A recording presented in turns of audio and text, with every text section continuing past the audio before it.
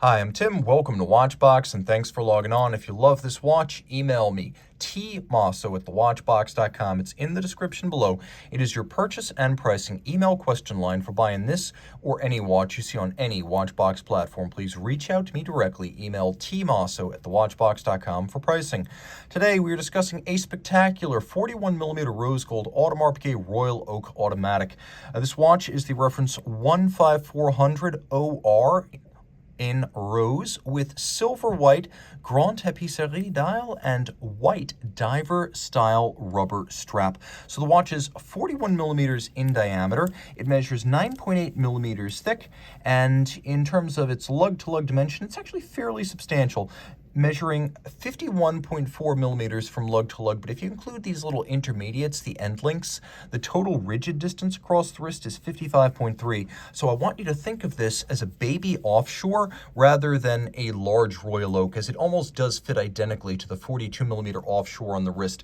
I would recommend you have a wrist of my size or larger, so 16 centimeters circumference or larger. You can see how close those lugs are coming to the edge of my wrist, though they do help their cause by angling down. You might be able to pull this off on a 15 centimeter circumference wrist if your wrist is more oval than round.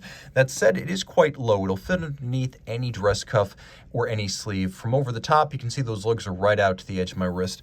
It is a hefty thing, and it's actually set up perfectly for Miami, for LA's Sunset Strip, or the French or Italian Riviera. This is a very Mediterranean mindset type watch, as it's full of warm, summery tones. Let's take a look at the strap first. This is a rubber strap that is clearly designed with the watch in mind, as even the little bevel on the shoulders of the lugs continues unimpeded through the flank of the strap. We'll just get a little bit close to preserve the quality of the image. You can see that the strakes are molded to visually continue the intermediate links. It's all matte finished for a soft, warm glow that matches the dial. And you can see it thins out considerably as it approaches the single fold AP logo style rose gold deployant clasp, which is a snapshot or friction fit.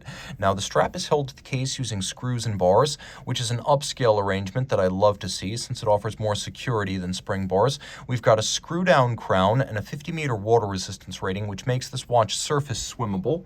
You can also see that there's plenty of luminescence, and you can read the watch with ease in the dark. Now, the case is entirely hand-finished.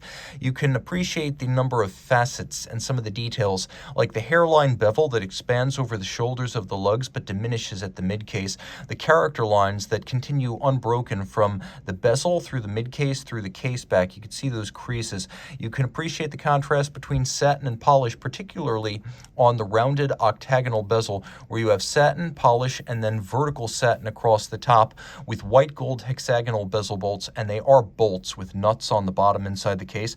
That's how their slots can be aligned like this. Of course, you can see the crown has a hexagonal form that echoes the bezel bolts, and just barely expressed as a hairline element, you could see the bezel gasket. Now, the bezel, a rounded octagon inspired by a vintage diving helmet, was drawn by Royal Oak creator Gerald Genta back in 1972. And it is a fascinating dichotomy between corners and curves. Move inboard though, and it's all curved. A circular inner bezel, crystal, and dial. The dial is cut on a pantograph lathe, which is a 19th century style mimicry engine that takes a large template and then inscribes everything from the template in miniature onto a brass blank that becomes the dial. That's why there are between 10 and 20,000 individual textured dimples on this dial. Below the small hobnails and across their surface, there are tinier details. We have rose gold AP logo, indices, and hands, and we have a number of subsidiary setting modes, starting with stop seconds, but also including a quick set date.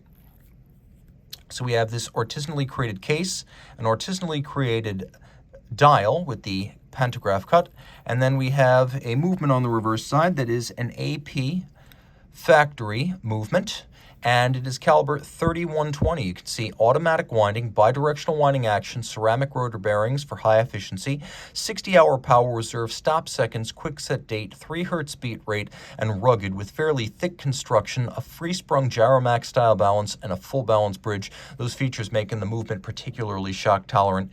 You can also see that the movement features on its rotor the coats of arms of the Audemars and Piguet families, reminding you that AP is the oldest continuously family-owned and operated watch brand in Switzerland. The movement is a medley of mechanical and manual finishing elements that's typical of this price point, quite handsome and rewarding to loop if you own a high-powered loop to use with your watches.